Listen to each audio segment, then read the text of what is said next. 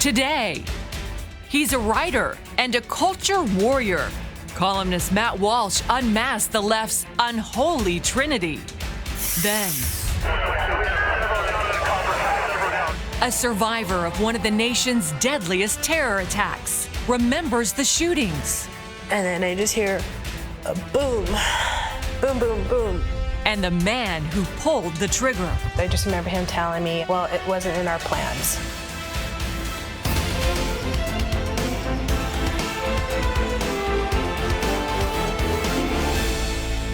Hello and welcome to the 700 Club.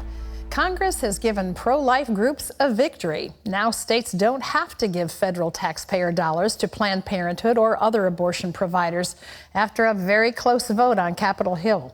Mark Martin has the story. The Republican legislation narrowly made it through the Senate Thursday with the help of GOP Senator Johnny Isakson of Georgia, who returned to Capitol Hill after back surgery, and the tie-breaking vote cast by Vice President Mike Pence, so the measure passed 51-50. In addition to allowing states to deny federal funds to Planned Parenthood and other abortion providers, Republicans say the bill lets states divert that money to organizations that don't perform abortions, like community health centers. The House already approved the measure last month. The bill now goes to President Trump, who is expected to sign it.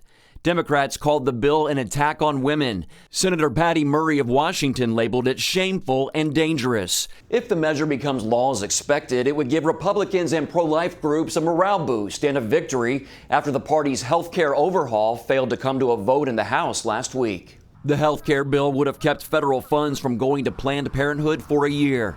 Meanwhile, Speaker Paul Ryan held a meeting Thursday with conservative leaders, including pro-life leaders, to talk about moving the Republican agenda forward. I asked leaders of the conservative movement here in America to come today to talk about how we move forward and how we advance our principles.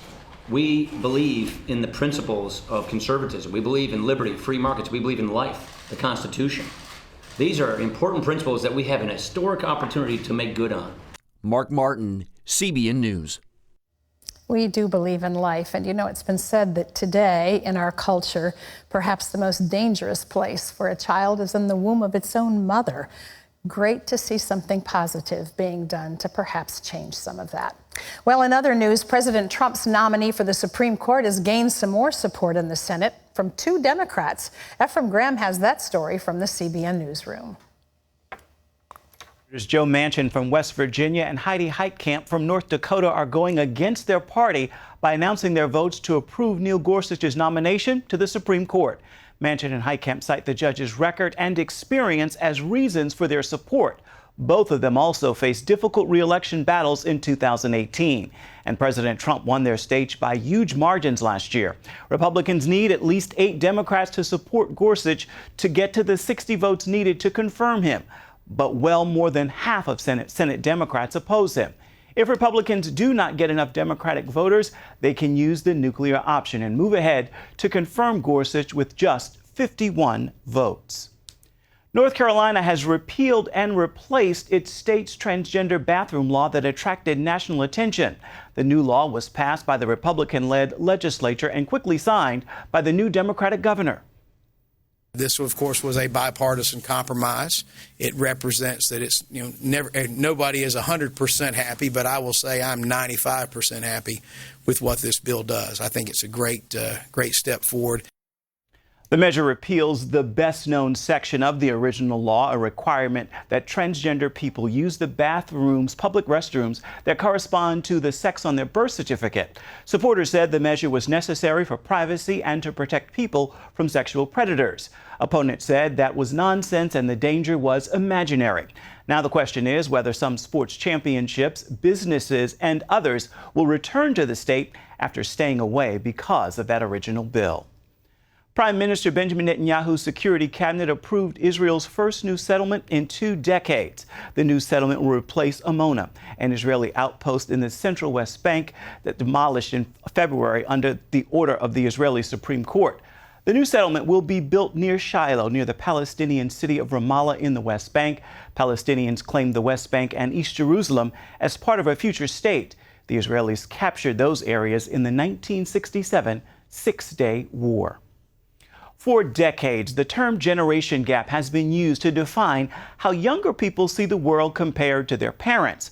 Those differences range from culture to politics to relationships, and it can also apply to how young people see Israel. On a recent visit, some young pastors got a special look at the country and its history. And as Chris Mitchell shows us, that's why one ministry is introducing millennial pastors to the land of the Bible. We need to represent Israel in a fresh lens, in a new way, and cultivate that heart. And so that's why trips like this are really important. Eagles Wings founder Robert Stearns believes Israel is too often portrayed as a villain by media, the UN, and movements like BDS, which calls for boycott, divestment, and sanctions against the state. And too often, in a narrow first glance look, Israel can be painted as the Goliath and the Palestinians as the David. And so it's really vital to come here and understand the realities on the ground. Those realities include seeing an Israel beyond the headlines and other noise. So many people in my generation are like, I don't know what to believe anymore. I'm going to have to see it in order to really believe it. And so to come here, you see the truth. And you connect with people, you talk with people, and you really do find out what's actually going on here. Some felt that as millennials motivated by social justice, they needed to hear the Jewish side of the Israeli-Palestinian conflict. Taking the journey really of the Jewish people and being able to walk that with them, and then being able to now say, I stand with Israel. After seeing their journey, there's no other side to stand on, and you can't grasp that unless you're here. Rabbi Penny Dunner, one of America's leading young rabbis, joined this group of evangelical pastors. I think that they get it, and I think that the more that Jews realize that they have brothers and friends in the evangelical world, and particularly with the emerging generation of millennials, I think the greater the chances for the success of the state of Israel and for the coming of the Messiah. Many felt it was time to make the trip to Israel. I would challenge everyone to do whatever it is, whatever sacrifice they have to make, whatever they have to set aside to make this trip because it's life-changing. For me, it's completely opened up my eyes to God's plan for this land, God's plan for the Jewish people, God's plan for Christians, and this partnership that started to come together it's history in the making. Chris Mitchell, CBN News, Jerusalem. Stand with Israel. So nice to see young people's eyes being opened. Terry? Thanks so much, Ephraim. I've had the privilege of going over there numerous times, and not only is it a rich spiritual experience for those of us who are Christian believers, but there is so much in history that we all need to know about. Don't just take a position without understanding the why behind it. Well, up next, he's a social media star whose columns almost always spark an outrage. He's Matt Walsh, one of the most influential members of the young religious right. And he's going to show you how the left's unholy trinity is waging war against our culture.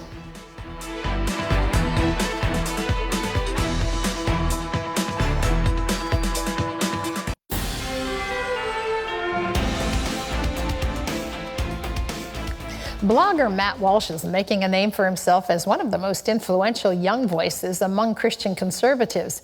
And he has a lot to say about the future of American culture. Take a look. Matt Walsh is a nationally recognized writer, blogger, and speaker whose columns and contributions to the Blaze website have gained him a large national following. Walsh's provocative writings on politics and culture are read by millions of people a month, and he engages with hundreds of thousands through social media. Walsh is known through his writing and his speeches as a fierce and articulate defender of truth, moral values, and the Christian faith.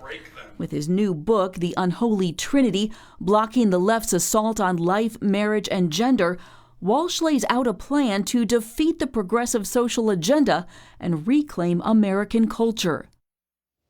Matt Walsh joins us now. Matt, welcome to the 700 Club. Thanks for having me. Great to be here. You say in your book, The Unholy Trinity, that it's now or never for conservative values, that we have a window of time that will be closing and we need to make our stand now. Why do you say that? Well, listen, we're not going to win the culture war in the next 2 to 4 years, so we have to keep that in mind. That's a generational struggle. That's something that's going to happen over the course of generations if we win it at all, if we are able to reclaim the culture. But in the next 2 to 4 years, we have an opportunity, a window of opportunity to finally advance our agenda, at least a little bit through policy and through law. And I think we've seen that sort of beginning. Of course, the Supreme Court justice will be a good step in that direction. But we have to be able to mobilize, figure out what our values are, our priorities should be, and mobilize around them. And now's the time to do that. What you just said is exactly what I'd like to ask you. Figure out what our values are and what our focus and our direction should be. How did we get so lost? I mean, how did we forget who we are? How did we ever know? I mean, were we ever solid, or were we just never challenged in it the way we are today? Well, that's one of the problems, that you have the left. They know what they believe, and it's particularly on these issues of life, marriage, and gender.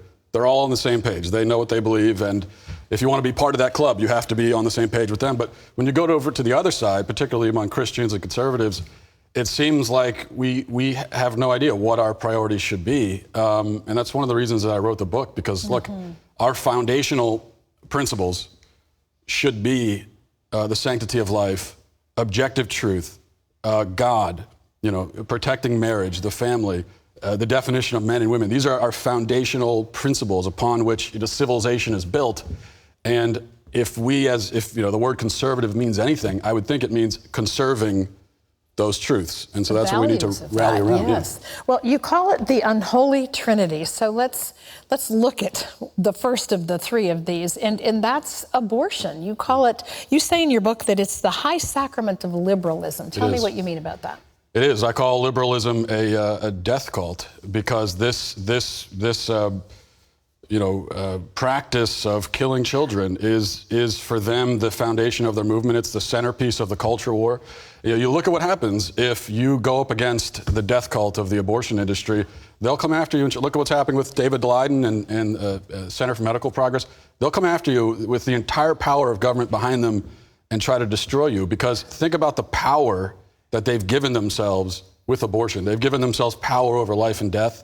They have, in a sense, relativized life itself. They've said that life itself is relative. The life of an unborn child is relative to how convenient it is to those around it, and how the mother feels about it determines the humanity of the child.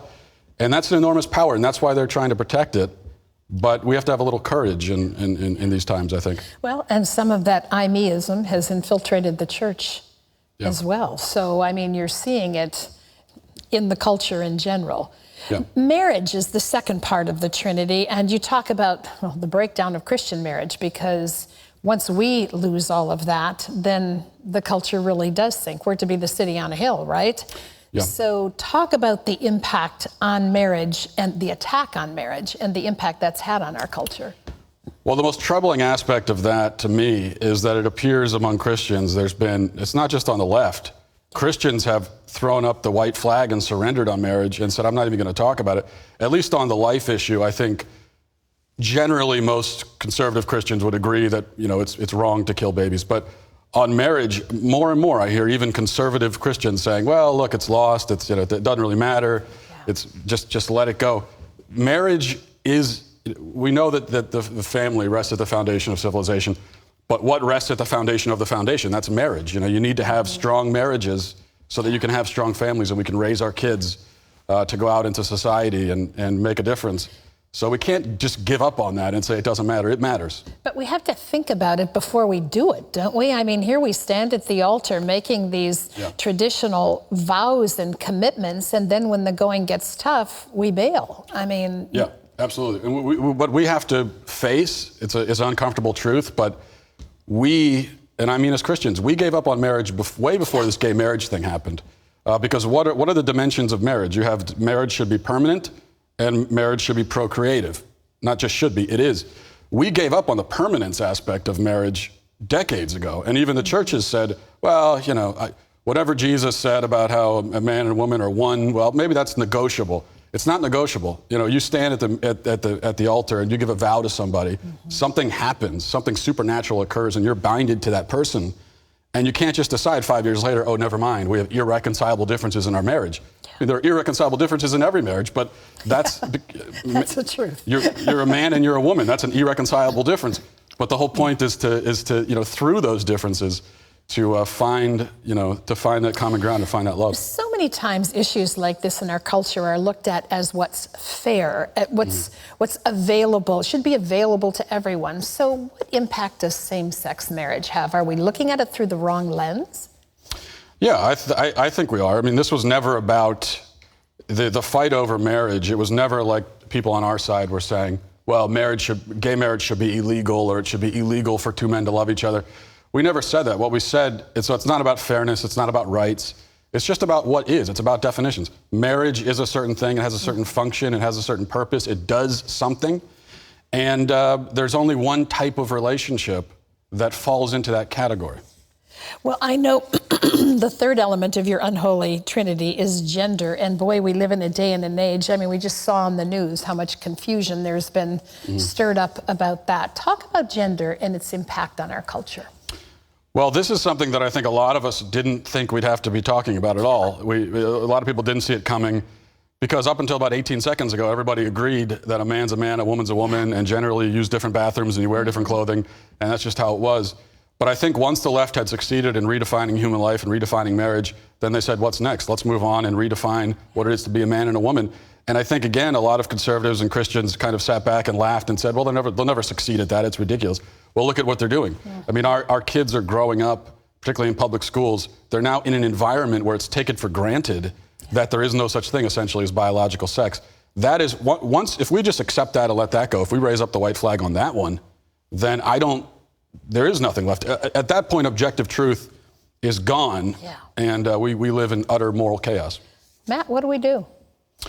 I think there are two things that we could do, and there's unfortunately no magical switch to flip here, but the first is that, as I've been talking about, we as Christians need to know and understand what our priorities should be, what are the most important issues, because these are it. And then once we've figured that out, the next step is, as I said, this is a generational struggle. We're not going to reclaim the culture in 4 years, maybe not even 40.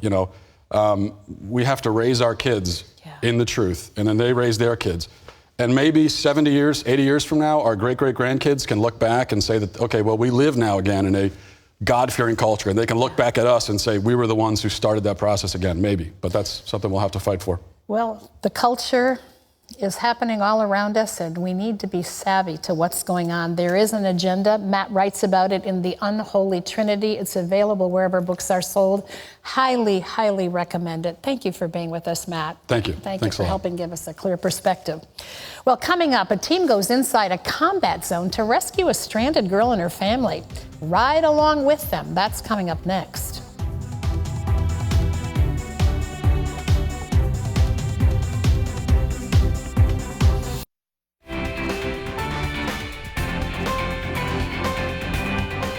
In war-torn Ukraine, there's a village described as a place that never sees the truce. Many people have escaped, but not all of them. And that's why a team from Orphans Promise donned hard hats and bulletproof vests and mobilized a rescue mission.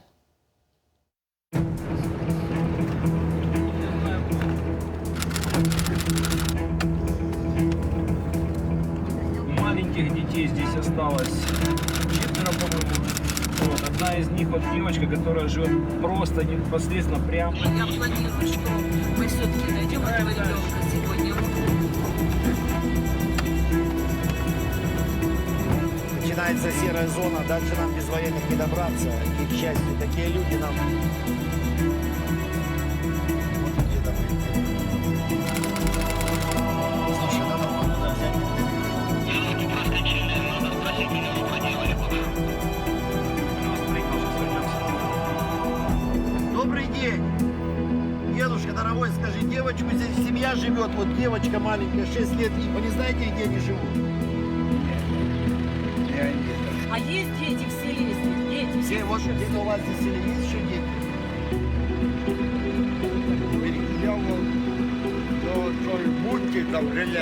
The war in Ukraine has dragged on for more than 2 years now. This village of Setsevo is located right on the front line. Most people fled this war zone a long time ago. Those who didn't are very poor and are afraid to leave. Our Orphans Promise team has been helping many families in safe zones during the war. distributing basic supplies on a regular basis. And we've helped relocate orphans to safer homes. Today, our team is traveling in the dangerous gray zone, where an Army escort is required. Their mission is more desperate, finding families with small children and convincing them to leave. Their search is successful. They have found this little girl, Katya. We have found her, and you can't even imagine how big of a treasure we have found. Despite all that she's been through, Katya is a surprisingly happy child. She's poor, but she has her treasures, her toys, and her dad and mom. The war has destroyed almost everything else. She shows us where the soldiers shoot from and where she hides, and how she holds her stuffed animals close and whispers to them not to be afraid. After some discussion, the family has accepted the proposal for relocation. It's a big decision to leave their home and all they know, but they decided their daughter's safety is most important. A child should not be dying at war or be a hostage of circumstances. She needs to be in school in the peaceful territory, to be able to play with other children, sleep well, and not to hide under a dirty bed. She needs to have a happy childhood, to be able to forget the terrors of war forever.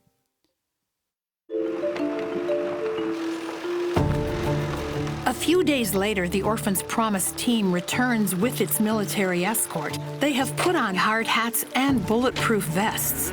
On their first visit, Russian soldiers fired warning shots when they ventured into the open field behind Katya's house. And while the team is there, they hear shooting again. It's time to quickly pack the family's belongings and leave the area.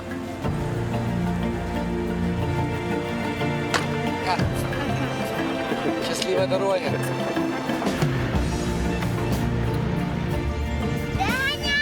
For the first time in a long time, they are safe from enemy fire.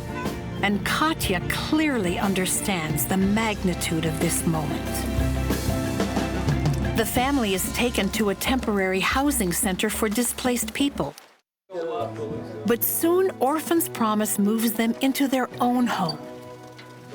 I'm home finally. My mom and dad still can't believe that this is true. They have never seen so much kindness before. Look how wonderful our place is. It's so peaceful here, and no one is shooting.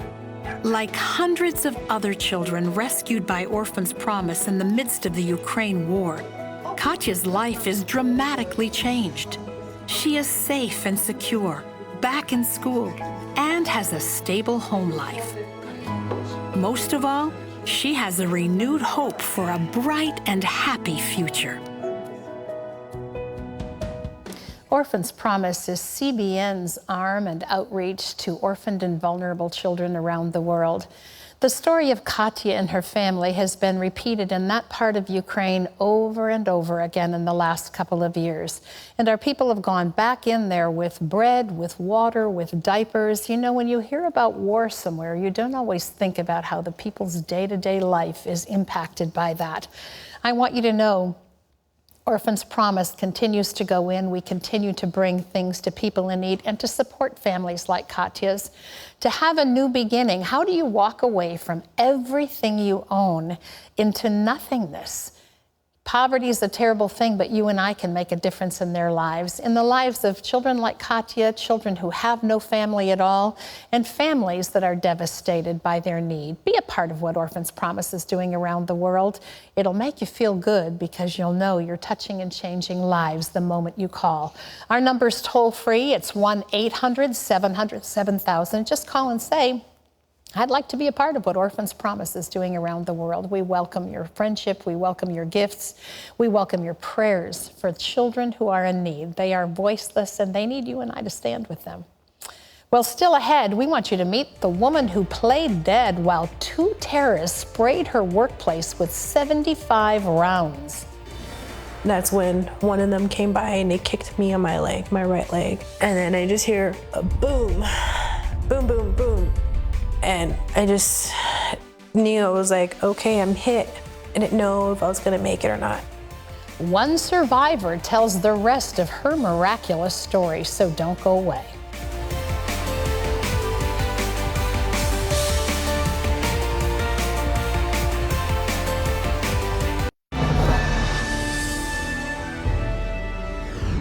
And welcome back to the 700 Club.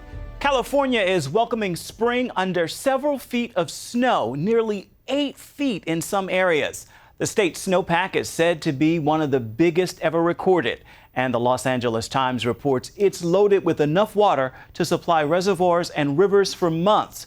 But it also creates problems. The melting snow will likely force water over its banks into communities and cause flooding. A lack of rain in Kenya is causing severe drought, putting families in danger of dehydration and starvation.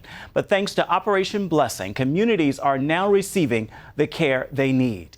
After the drought devastated farming and crops in the community of Kanango, Operation Blessing stepped in to help feed them.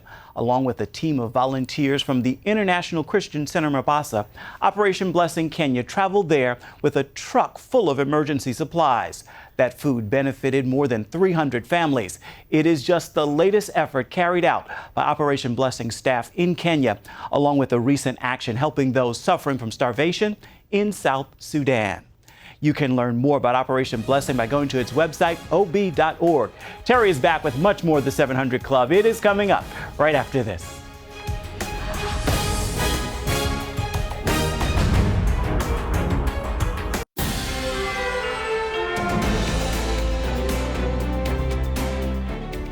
We have an amazing story for you that begins with a terrible tragedy. On December 2nd, 2015, 2 shooters carried out what was, at the time, the worst act of terrorism on American soil since 9/11. 14 people died that day, and by all accounts, a survivor named Michelle Saltis should have been the 15th, after she was repeatedly shot at point blank. Shortly before 11 a.m., the calls came in. 2 shooters had opened fire at the Inland Regional Center in San Bernardino, California. A few hours earlier and a few miles north, Michelle Saltis debated calling in sick to work. You know when you wake up sometimes in the morning or you know something's wrong or off or something? That's just kind of how I felt that day. Wasn't feeling the best and stuff, but I was like, oh, you know what? I haven't really taken any days off, so I asked my husband, and he's like, well, do whatever you want. And I was like, you know what? It's gonna be a fun day. So I actually ended up getting dressed that day and giving my husband a kiss and said, how do I look? And he's like, you look fine, you look pretty. And I'm like, okay. For the last year, Michelle had been working as an environmental health specialist for the county. And when she first started, one of her trainers was a young man named Saeed Farouk. He was the type of person that was more kept to himself. He didn't really get too involved with anybody. He just seemed distant. I just remember the day I went on a ride-along with him, which was when I first started with the county. He was just very inquisitive about my military side with my husband. He had told me he was expecting a baby. And I was like, oh, congratulations. But he was more of like disappointed at the fact. I just remember him telling me, well, it wasn't in our plans. The authorities are still trying to piece together those plans, but here's what they know. On the morning of December 2nd, that baby was dropped off at her grandmother's. And then, at about 8:48 a.m., Saeed arrived at work, sat down a few feet from Michelle. The whole time he was just kind of quiet. The only thing I remember is when he was sitting there, I just remember him looking at a cell phone. He picked it up and he did something to it, and then next thing I knew, I just remember seeing him stand up and just walk away. What Michelle didn't know is that Saeed left behind a couple bags of explosives. 20 minutes after he left, he returned with his wife, both dressed in tactical gear and armed to the teeth. All of a sudden, I hear gunfire. I looked behind me and I noticed that the door had a crack, like it was propped open. and I just see a person standing there. And I saw him lifting a rifle up and start spraying the room from right to left. I just got down on the floor real quick, tried to get out of the way, and just lay there like as if I was dead already, like if he already shot me. I just remember the fire went on for, seemed like forever long to me. The next thing I know is the firing stopped. Saeed and his wife were carrying AR-15 rifles with bullets designed for maximum damage. They fired off 75 rounds before fleeing, but before they left, they paid one more visit to Michelle. That's when one of them came by and they kicked me on my leg, my right leg. And then I just hear a boom, boom, boom, boom. And I just knew, I was like, okay, I'm hit. I didn't know if I was gonna make it or not. I just laid there and first thing I did is I turned to God. I start praying. I told him, I said, God, I'm ready. I'm ready to go home with you. And, I'm okay with that. I was like, but if it's not my time, I just ask that you protect me, that you shield me, that you keep me safe and keep everybody in here that it's not their time, that keep them safe, protect them. And I just kept talking to him and praying that over and over. I was breathing very heavily at first, and I just knew, I said, God, please help me stay calm. I need to stay calm. Lincoln 3, we're being advised that one suspect fled in a black SUV westbound from the location. We do not know if we still have an active shooter. We supposedly have 2 down inside. We'll be making entry. Within minutes, hundreds of officers were on the scene, but Saeed and his wife were already gone. It's believed at this point they tried and failed to detonate the pipe bombs they left behind. Back at the center, Michelle Saltis tried to move. I have no idea how many people were killed right now. It was literally like as if I was in a movie. Next thing I know, the cops show up. I didn't know who they were at first. I was scared still because I just saw them with a bunch of guns, and I was like, oh great, more people in here to shoot us.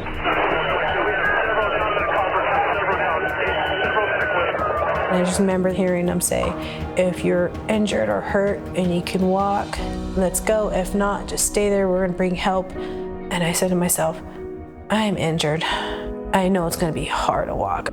I need to get out of here. And I grabbed my purse and I ran out.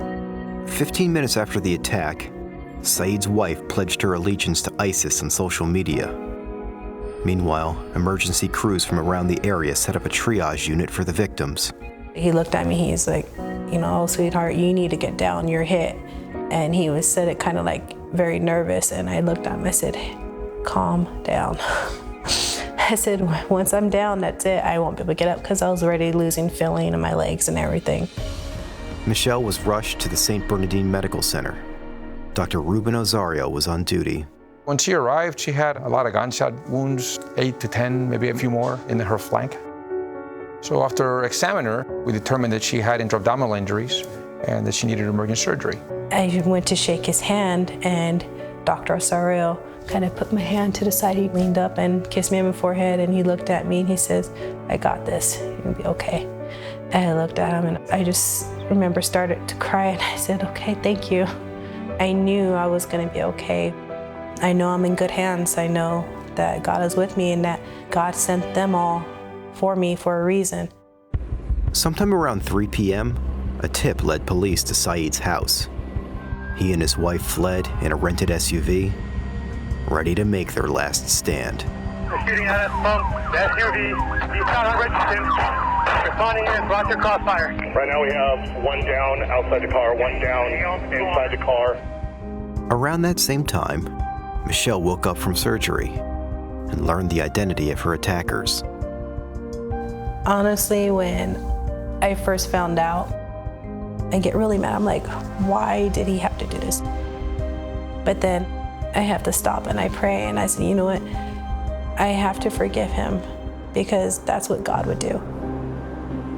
If I were to forgive him, even though I don't like what he did and I don't agree with any of it, it's gonna help me move on with everything in my life. It's gonna help me heal. If I don't, it's just gonna only make things worse. It's gonna make me keep that anger and that hatred, and that's not what I want. 14 people died during the San Bernardino shooting. Michelle Saltis was shot point blank. By all accounts, she should have been number 15. The amazing thing is God's grace, because when I was in the room, when I was laying there on the floor, when I said that prayer, I literally felt this shield over my body. When he or she shot me less than 3 feet away, they missed. And I tell everybody, I'm like, it's because I had God's shield over my body protecting me. He was answering my prayers. He told me, in a sense, it's not my time. He has something better planned for me. Today, Michelle is still under doctor's care. She hopes to return to her job soon. Every now and then she has flashbacks and sleepless nights. Still, Michelle Saltis is alive and stronger than ever. Before the whole incident, I actually started questioning my faith. I started feeling like it's not enough. But when this happened, without question, I turned to God. It made me realize that my faith wasn't weak. It's even become more stronger since this whole thing. He was with me that morning when I was starting to decide not to go to work. And then when the whole thing started happening, he was by my side, and I turned to him right away, and I knew God was with me the whole time. His grace is why I'm still here. An amazing story, isn't it? You know, life is unpredictable at best.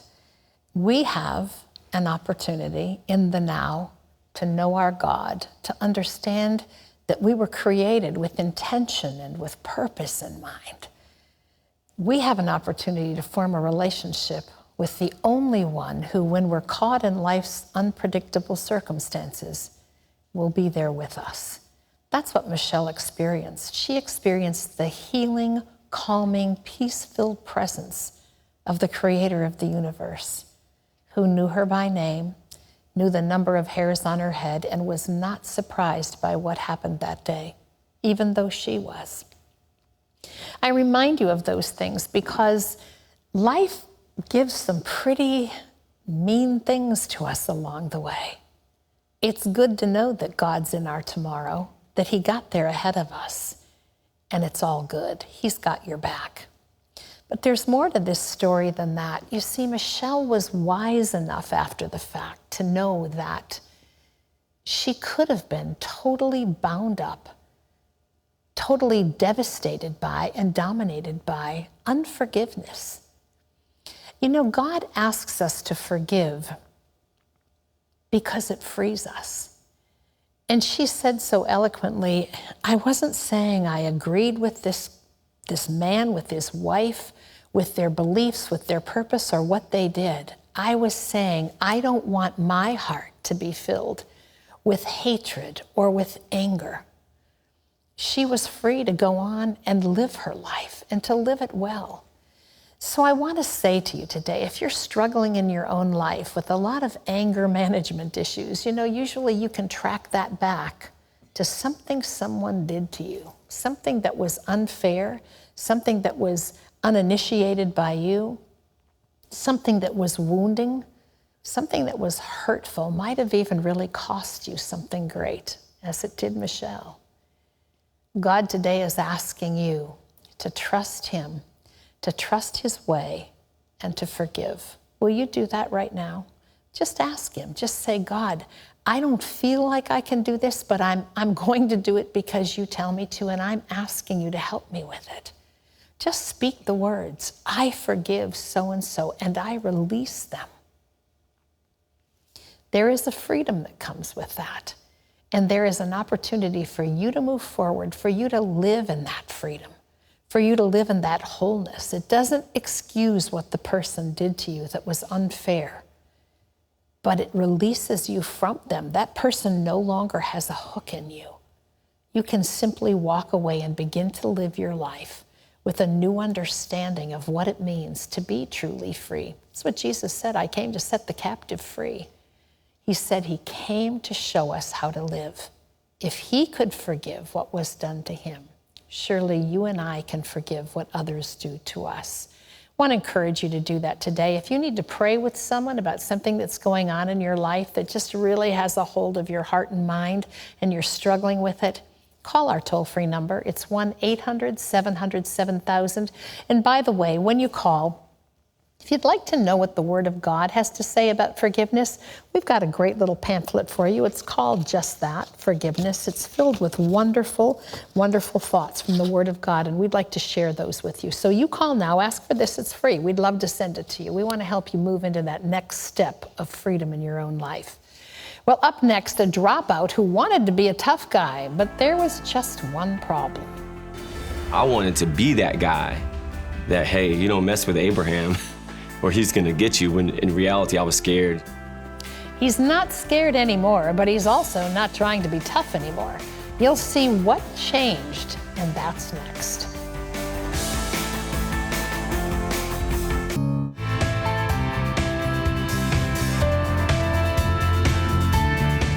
Abraham Bellinger learned at a young age how to fight, steal, and deal. Abraham was on the fast track to prison until a stranger invited him somewhere else. I was at the top of our wooden steps, and I remember looking down those steps and seeing my dad with his hands around my mom's neck. My mom basically fighting for her life. Growing up, Abraham Bellinger lived in constant fear and chaos. His father was an abusive addict, and his mother suffered the consequences. They divorced when Abraham was 6, forcing his mom to take on 3 jobs to provide for him and his sister. My mom was working all the time. My dad's not present. I was just so afraid. I was alone. Didn't feel like I had anybody I could turn to. At school, Abraham was bullied for being poor, which made him feel even more isolated and alone. I started developing anger issues. Felt like it was me against the world. I started stealing, starting fights, trying to be this big, mean, strong man. Really inside, I was struggling. I was just this little boy that was fearful of not belonging, feeling temporary, and like I had no lasting purpose. He was in middle school when his mother remarried, but his stepfather was cold and verbally abusive. Under his roof, Abraham grew more desperate to find a place to fit in and to protect himself from anyone who tried to hurt him. It was then he found a gang. I started finding crowds that I could hang around where I felt protected. They had this big reputation of, don't mess with this guy or he's gonna get you. So I started trying to fit in with that crowd. I wanted to be that guy that, hey, you don't mess with Abraham or he's gonna get you, when in reality I was scared. By 15, he had dropped out of school, was running with a gang, and dealing drugs. While it gave him a sense of security and belonging, another fear emerged. I had a great fear that I just would kind of float through and live and die, and that's it. I felt like I was just there, but I wasn't. There was really no meaning in my life. When he was 18, Abraham was arrested on possession charges. Someone else took the rap, and he got off with just 1 year of probation. Afterwards, he attempted to get his life straight. As much as I wanted to change, I couldn't change myself. I had all of this fear, all this hurt, all this anger, all of this sense of wanting to belong and fit in. But everything I tried, nothing worked. Nothing worked. So I figured, well, I'll try selling a little bit more drugs. One Saturday, Abraham was walking the streets looking to make a score. He had just passed by a church when an older woman approached him and invited him to the Sunday church service. Abraham was taken by her kindness and said yes, hoping he might make a new friend. The next day, when he went into the church, he experienced something he never had before. I'm walking in right at time of prayer. As many people as were in there, I felt alone, but I'm feeling a sense of lightness, like, oh, this is pretty nice. And I'm hearing this message, there is purpose, there is hope. And I'm like, he's speaking to me. It was the thing that I was hungering for and thirsting for all these years. I was like, oh my goodness, this is it. Like, I have to come back. That night, he returned for the evening service.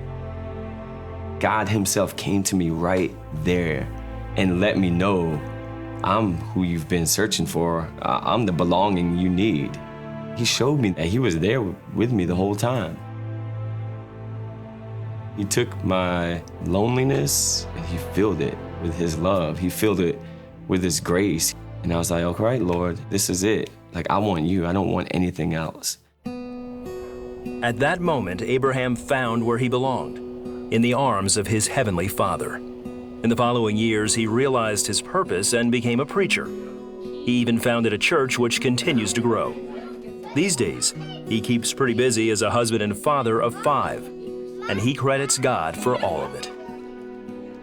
Jesus Christ literally came into my life and spoke life into me. He stepped in and showed me, like, I was here the whole time. I have a purpose for you. I have a destiny for you. There was nothing anyone else could have done. Only God can do it. You know what Jesus says in his word? He says, I came that you might have life and that you might have it abundantly. Abundantly, that means more than you can imagine. More goodness, more truth, more relationship. God wants you to thrive, not to feel like you've been left out in the cold. And many times, things that have happened to us, not of our own choosing. You know, this is a guy who, as a young boy, is born into a family where there are issues that scar his heart, that scar his mind. But God was on a search for him. The Bible also says that the good shepherd will leave his flock to go after one little sheep that's lost, because it's not his intention that any should go without knowing him. Often we run from God because we don't understand him. God's running after you today. In every story that you've heard on this program, it's God whispering to your heart. So my prayer for you today is that he'll open the eyes of your heart, that he'll open the ears of your understanding, so that you can hear what we're saying about the goodness of God, about his Father heart. He's a good, good Father, and he loves you so much. Don't stay away. Don't be afraid. Come close. He's the only one who can offer you healing and forgiveness and wholeness, and no matter where you've been or what you've done, with Jesus Christ, you get a whole new beginning. Would you like that? You can start right now. Just pray with me. Stop what you're doing for a moment. Just quiet your soul and say this: Jesus, I am lost and in need of a Savior, and I want to come home to you today. I need forgiveness for my sins. I've done so many things that are wrong. You know them all. Would you forgive me? I recognize that your death on the cross was to cover my sin. And I receive you today. Come into my heart. Teach me how to live for you. Show me the way. I ask it in your name, Jesus. Amen. If you've just prayed that prayer, you've begun an amazing journey. We've got a little packet called A New Day. It'll tell you, how do you walk with Christ? How do you grow in this relationship? Call and ask for it. Thank you for watching this edition of the 700 Club. We want to share with you Corinthians 3 says, 2 Corinthians, now the Lord is the Spirit, and where the Spirit of the Lord is, there is freedom.